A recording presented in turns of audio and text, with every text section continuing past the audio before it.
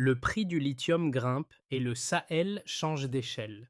En 6 mois, la hausse d'environ 30% coïncide avec près de 100 000 tonnes confirmées au Mali, assez pour transformer une hypothèse minière en actif stratégique visible. Ce basculement n'est pas qu'un chiffre. Il attire des regards, accélère des calculs et durcit les choix jusque dans la façon de protéger l'accès et la valeur. Pour ceux qui suivent Ibrahim Traoré à Bamako, que signifie ce choc de données quand le sous-sol cesse d'être un décor et devient la variable maîtresse d'un ordre énergétique mondial en recomposition? Ce qui suit ne cherche pas à annoncer un verdict, mais à clarifier un mécanisme. Comprendre comment une ressource stratégique peut, en peu de temps, déplacer un pays perçu comme périphérique vers le centre d'une compétition énergétique permet de lire autrement les décisions récentes. L'enjeu est concret. Expliquer pourquoi certaines mesures, jugées abruptes depuis l'extérieur, apparaissent rationnelles depuis l'intérieur. Il s'agit aussi d'identifier les risques immédiats, car chaque choix autour du lithium agit comme un signal adressé à des acteurs attentifs, parfois impatients. Dans ce cadre, la figure d'Ibrahim Traoré n'est pas traitée comme un symbole idéologique, mais comme un point de convergence entre données chiffrées, pression régionale et attentes internes. La promesse est simple: donner les clés pour comprendre ce qui peut basculer ensuite en termes de stabilité, de rapports régionaux et de trajectoire politique. Près de 100 000 tonnes de lithium sont confirmées début 2025, au moment même où le prix mondial progresse d'environ 30% en 6 mois. Ces deux repères suffisent à déplacer l'axe d'analyse. Le Mali ne peut plus être lu comme un territoire marginal, car son sous-sol devient un facteur structurant du marché énergétique mondial. Cette mini-révélation ferme une première incertitude et en ouvre d'autres, plus politiques que géologiques. À partir de là, le contexte gagne en densité. Les données minières, longtemps reléguées à l'arrière-plan, commencent à organiser la lecture des événements. Les décisions politiques cessent d'apparaître isolées. Elles s'inscrivent dans une séquence où chaque chiffre modifie les anticipations des acteurs extérieurs. Plus les estimations se stabilisent, plus les intérêts convergent et plus la pression s'accélère autour des zones concernées. Dans cette dynamique, Ibrahim Traoré s'insère moins comme une figure de rupture que comme un acteur positionné à un point de friction précis. Les gestes attribués au pouvoir malien prennent une autre signification lorsqu'ils sont replacés dans une architecture régionale marquée par la compétition énergétique. Le Sahel n'est plus seulement un espace sécuritaire, il devient un maillon potentiel d'un ordre énergétique en recomposition rapide. Trois lignes de force se croisent alors. D'abord, la confirmation des réserves attire une attention internationale accrue sur Bamako. Ensuite, la hausse rapide des prix crée un effet d'aspiration, rendant le lithium malien immédiatement stratégique. Enfin, des signaux discrets mais répétés sur le terrain. Mouvements inhabituels, tentatives d'approche, observations sans annonce officielle donnent corps à cette pression avant même les décisions visibles. Pris séparément, ces éléments pourraient sembler fragmentaires. Ensemble, ils dessinent un point de bascule. Comprendre cette articulation permet d'éclairer pourquoi certaines décisions, perçues comme excessives à l'extérieur, apparaissent au contraire comme des réponses rationnelles à l'intérieur. Pour saisir ce basculement, il faut quitter les annonces officielles et suivre ceux qui perçoivent les changements avant qu'ils ne deviennent visibles à grande échelle. Sur le terrain, officiers locaux, responsables techniques et chefs communautaires décrivent dès le début de 2025 une même série de signaux faibles. Il ne s'agit pas d'affrontements ouverts, mais de présence inhabituelle, de repérage discret et de tentatives d'approche qui modifient la perception de l'espace autour des zones minières. Dans les régions proches des gisements, des civils récemment formés à la défense territoriale signalent plusieurs incursions menées par de petites équipes cherchant à cartographier les accès. Les informations restent fragmentaires, mais leur répétition crée un faisceau d'indices cohérents. Pour ces acteurs, le sous-sol cesse d'être une abstraction économique. Il devient un point de contact direct avec des intérêts extérieurs concrets. Plus au sud, des chefs traditionnels rapportent avoir été sollicités pour soutenir des projets d'exploitation accélérée, assortis de compensations financières présentées comme des opportunités locales. Ces propositions, prudentes dans la forme, révèlent une pression croissante bien avant les décisions spectaculaires prises à Bamako. Elle déplace la question du registre idéologique vers un registre matériel ancré dans le quotidien des villages. Ces récits n'ont rien d'exceptionnel pris isolément. Leur importance tient à leur convergence. Ensemble, ils dessinent une phase d'alerte précoce où les communautés comprennent avant tout le monde que leur environnement change de statut stratégique. Dans cette lecture, les choix attribués à Ibrahim Traoré apparaissent déjà en filigrane, non comme une réaction soudaine, mais comme la traduction politique de signaux perçus bien en amont. Et là, le sens devient clair. Ce qui se joue n'est pas abstrait. La séquence s'active lorsque les signaux faibles accumulés au début de 2025 se transforment en décisions visibles. Ce qui relevait jusque-là de l'observation devient action. Au printemps, le gouvernement malien annonce une taxe exceptionnelle de 20% sur les profits des entreprises étrangères opérant dans le secteur minier. Le geste est administratif, presque technique, mais son effet est immédiat. Les acteurs concernés protestent, évoquent des risques pour l'investissement et agitent la menace d'un retrait partiel. Le débat change de registre. Il ne porte plus sur l'existence du lithium, mais sur les conditions de son accès. À ce stade, l'attente dominante est celle d'un ajustement rapide. Pourtant, la trajectoire suit une autre logique. La décision n'est ni corrigée ni édulcorée.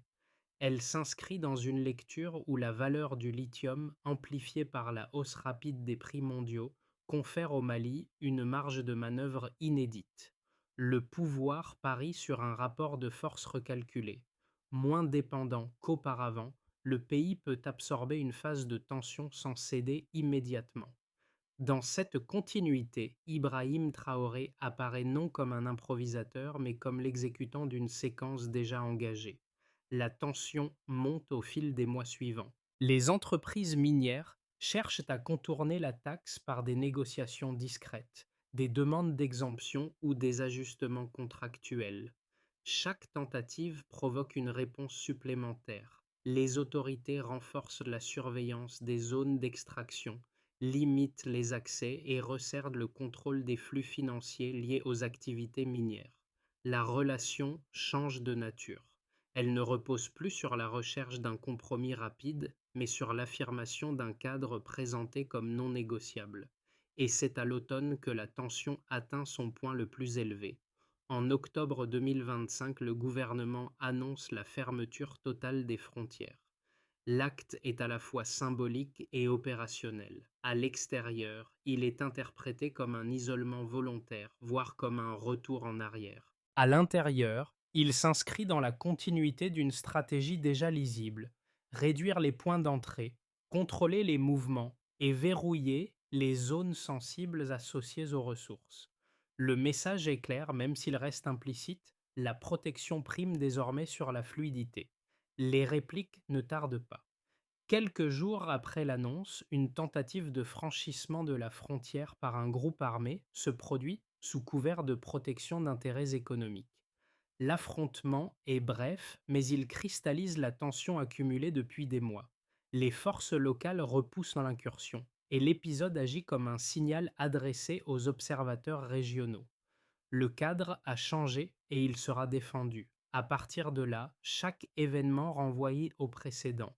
Les condamnations diplomatiques, les pressions médiatiques et les menaces de sanctions s'agrègent en une même onde de choc. Mais cette onde ne produit pas l'effet attendu. L'opinion publique interne, loin de se fragmenter, se restructure autour d'un sentiment de souveraineté affirmé. La séquence, de l'activation initiale aux répliques finales, dessine une logique cohérente. Un État qui accepte le coût de la confrontation pour redéfinir les termes de l'accès à ses ressources sous l'arbitrage politique d'Ibrahim Traoré. Avant 2025, le lithium malien restait une hypothèse marginale dans les lectures économiques régionales. Au départ, le cadre était celui de l'incertitude, des estimations dispersées, une attention internationale limitée et une prudence généralisée dans les décisions politiques. En quelques mois, ce cadre se transforme. Le premier chiffre agit comme un déclencheur, près de 100 000 tonnes de réserves confirmées.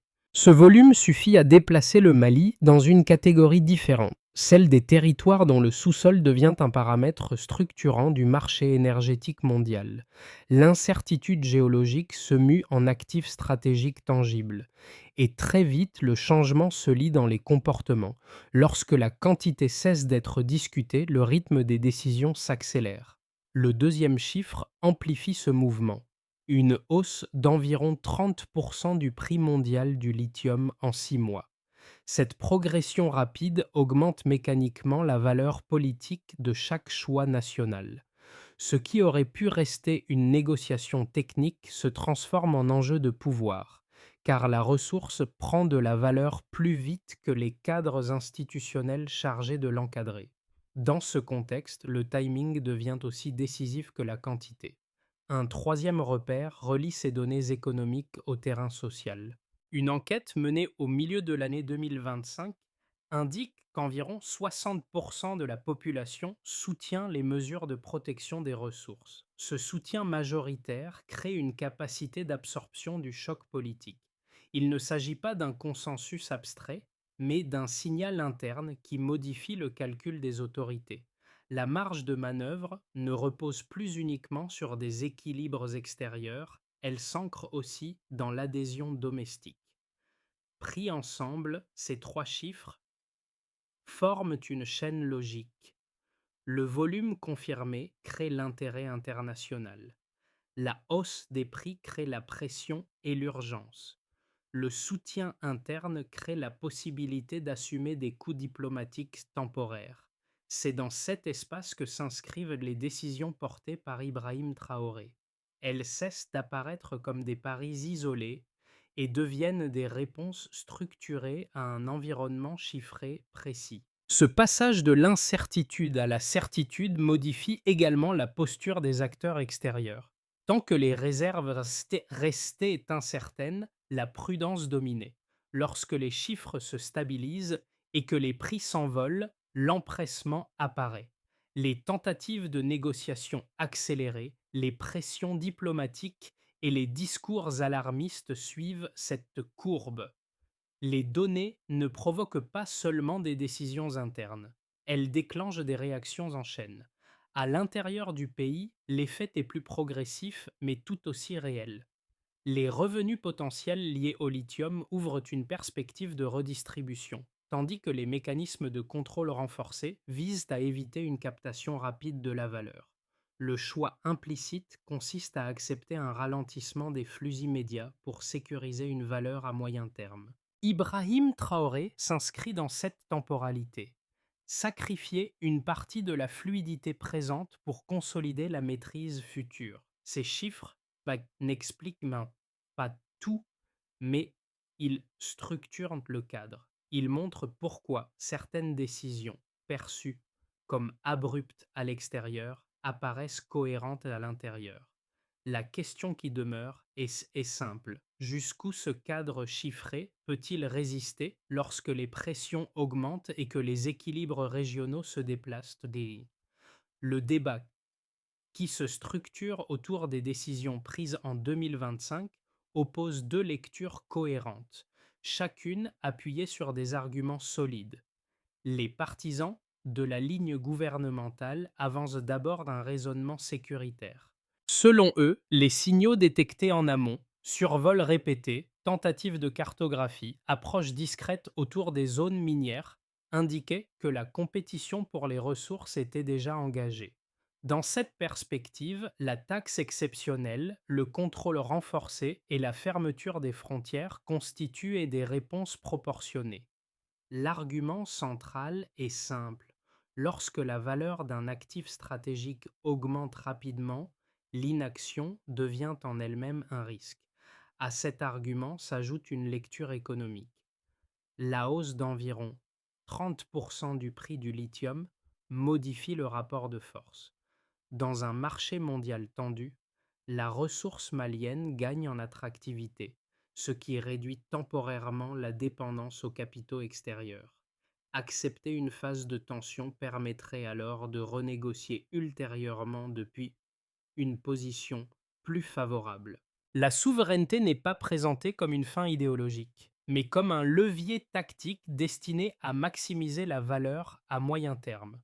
Dans ce cadre, les choix associés à Ibrahim Traoré apparaissent comme une gestion assumée du risque plutôt que comme une rupture irréfléchie. Face à cette lecture, les opposantes internes développent une critique tout aussi structurée. Ils soulignent d'abord le danger d'un isolement économique et diplomatique. Le durcissement réglementaire et la fermeture des frontières peuvent freiner l'accès au marché, ralentir les flux financiers et exposer le pays à des sanctions durables. Ils rappellent également qu'une économie trop centrée sur une ressource reste vulnérable au retournement de prix.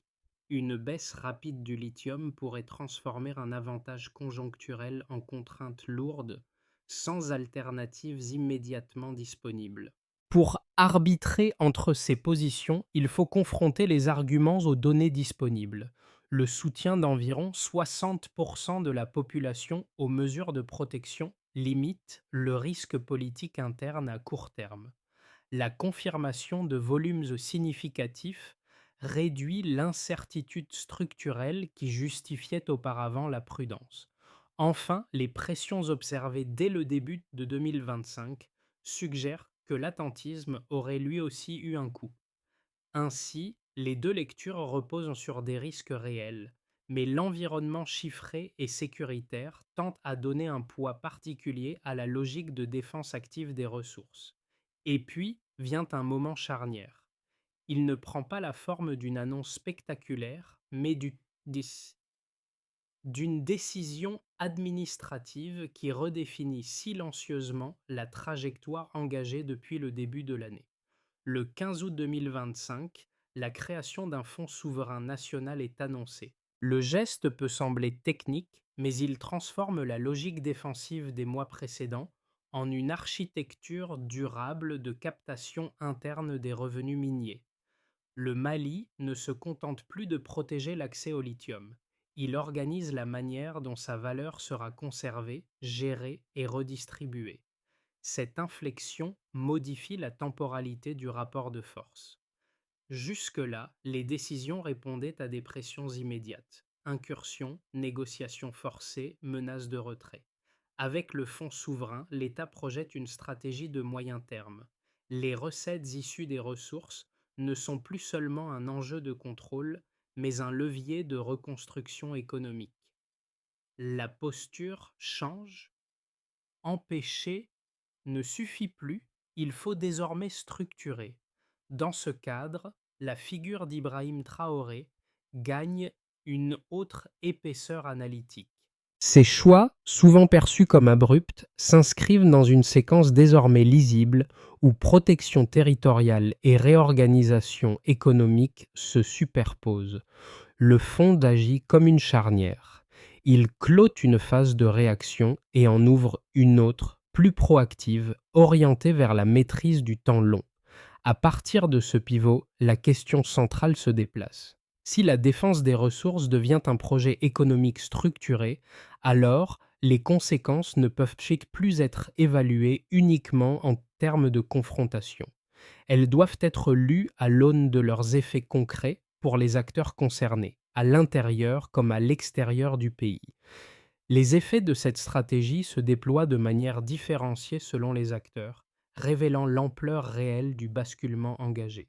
Du point de vue de l'État, d'abord, la consolidation du contrôle sur les ressources modifie la capacité d'action publique. La canalisation des revenus potentiels du lithium à travers des mécanismes nationaux offre une marge budgétaire nouvelle.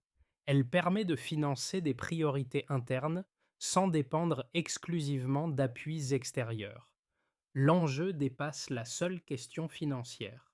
Il s'agit de réaffirmer une autorité territoriale dans des zones longtemps perçues comme périphériques.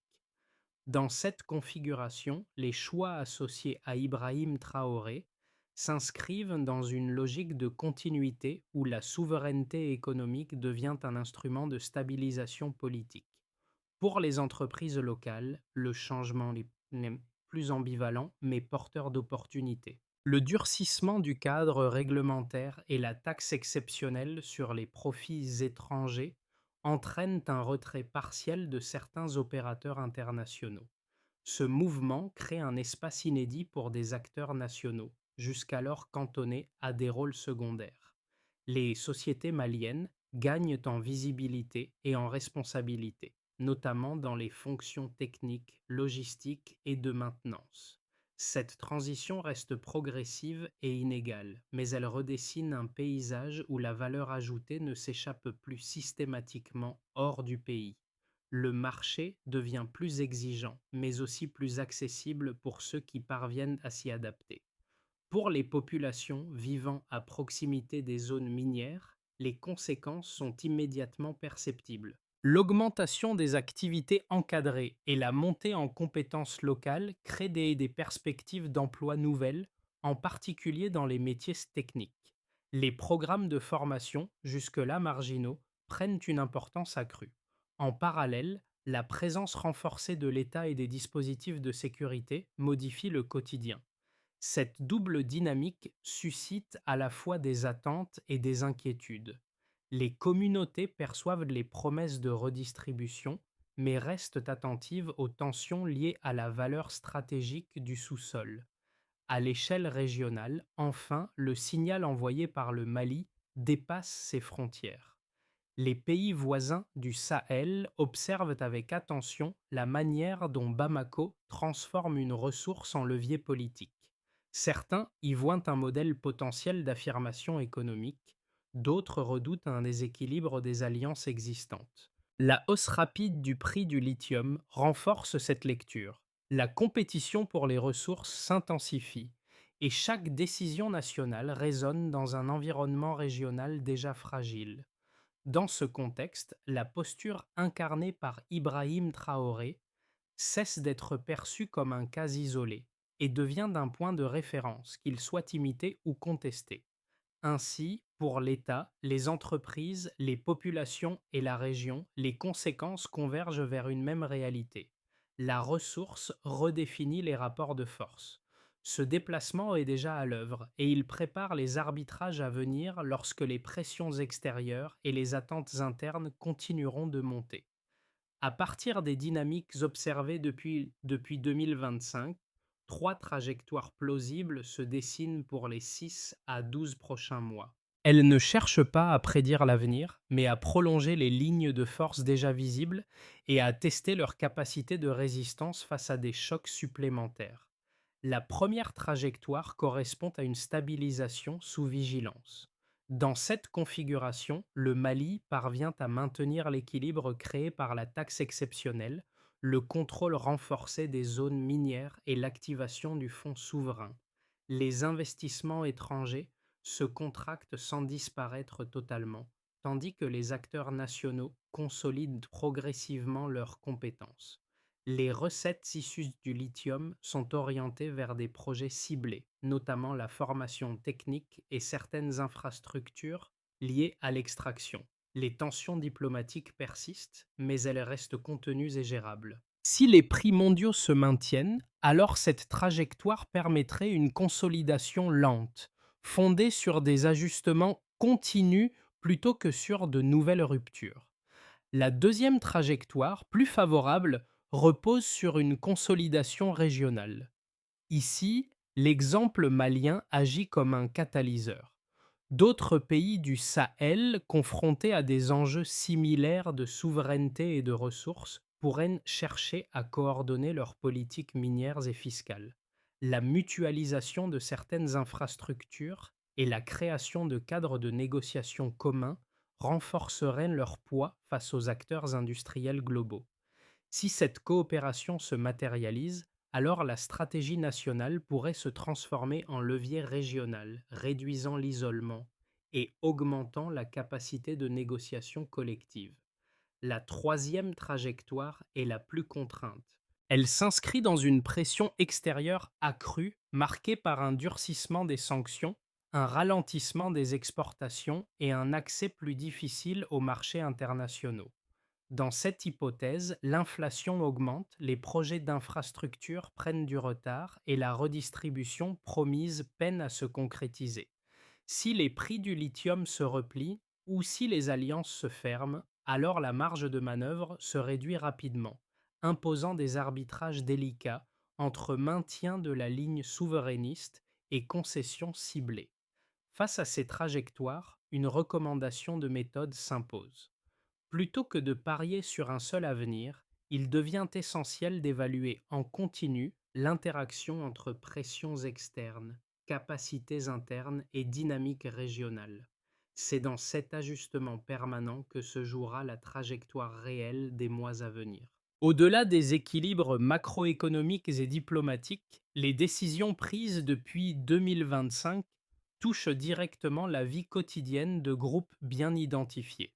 Pour les jeunes générations maliennes, d'abord, cette période ouvre un horizon inédit. La montée en importance du lithium et la priorité accordée à la formation technique créent des perspectives d'emploi nouvelles, là où dominaient auparavant l'incertitude et l'exil. L'idée que des compétences locales puissent progressivement remplacer des expertises importées modifie les attentes sociales et la manière de se projeter dans l'avenir. Pour les familles vivant à proximité des zones d'exploitation, l'impact est plus contrasté.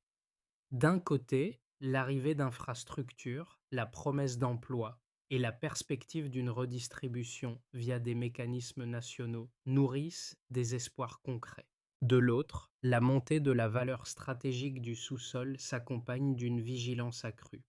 La présence renforcée des forces de sécurité, les contrôles et les restrictions modifient le quotidien. Les bénéfices attendus cohabitent avec des inquiétudes réelles liées à la stabilité et à la durée des engagements pris. Les entrepreneurs locaux se trouvent, eux aussi, à un point de bascule. Le retrait partiel de certains opérateurs étrangers crée un espace d'initiative, mais il exige une adaptation rapide. Accéder au marché, répondre à des normes plus strictes et assumer des responsabilités techniques accrues représente un défi autant qu'une opportunité. Pour ceux qui parviennent à s'inscrire dans ce cadre, la séquence actuelle offre une chance de monter en gamme durable, encore rare dans l'histoire économique récente du pays. Enfin, pour les Maliens établis à l'étranger, ces transformations interrogent le regard porté sur leur pays d'origine. Les récits internationaux, souvent d'alarmistes, entrent en tension avec des retours de terrain plus nuancés. Cette dissonance pousse à reconsidérer les catégories d'analyse habituelles et à s'interroger sur la manière de soutenir un processus de souveraineté sans ignorer ses fragilités. À ce niveau, l'enjeu cesse d'être abstrait. Il devient personnel, social et identitaire. La consolidation de la trajectoire engagée repose désormais sur une série d'étapes concrètes pensée pour transformer une posture de défense en politique publique durable. La première concerne la gouvernance des ressources. Il s'agit de clarifier qui décide, à quel niveau et selon quels critères. Le fonds souverain devient l'outil central de cette architecture. Il doit canaliser les revenus du lithium, définir des priorités d'investissement et garantir une traçabilité suffisante pour maintenir la confiance interne. Sans règles lisibles, la protection perdrait sa crédibilité. La deuxième étape touche au capital humain. Renforcer l'autonomie locale passe par des programmes de formation ciblés, orientée vers les métiers techniques et scientifiques liés à l'extraction, à la transformation et à la gestion des ressources. L'objectif n'est pas l'autarcie immédiate, mais une réduction progressive de la dépendance aux expertises extérieures. Cette montée en compétences doit être mesurée par des indicateurs simples: nombre de techniciens formés, postes clés occupés localement, continuité opérationnelle des sites. La troisième étape concerne le cadre économique. Diversifier l'usage des revenus miniers permet de limiter la vulnérabilité au cycle du marché mondial. Investir dans les infrastructures, l'agriculture ou les services essentiels crée des relais de croissance interne capables d'amortir d'éventuels chocs sur les prix du lithium. À ce stade, le rôle de l'État est d'arbitrer entre rendement immédiat et résilience de long terme, sans céder à la pression du court terme. Enfin, une quatrième étape s'impose sur le plan régional. Consolider des coopérations avec les pays voisins du Sahel peut réduire l'isolement et mutualiser certains coûts, notamment en matière de sécurité et de logistique. Cette coordination reste délicate, mais elle offre une alternative aux rapports bilatéraux asymétriques. Dans l'ensemble, cette feuille de route donne une cohérence nouvelle aux décisions prises depuis 2025. Sous l'impulsion d'Ibrahim Traoré, la question n'est plus seulement de protéger une ressource, mais de mesurer dans le temps la capacité du pays à convertir cette protection en bénéfices durables et partagés. Le fil de cette séquence ramène aux scènes initiales, là où les changements ont commencé sans bruit. Dans les villages proches des zones minières, le regard porté sur le territoire s'est transformé.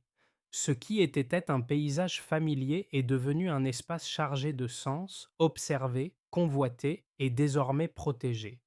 Les chefs communautaires, les techniciens locaux et les familles évoquées plus tôt incarnent cette transition silencieuse, où des décisions nationales prennent une traduction concrète dans le quotidien. Ce retour au terrain éclaire la portée réelle des choix effectués.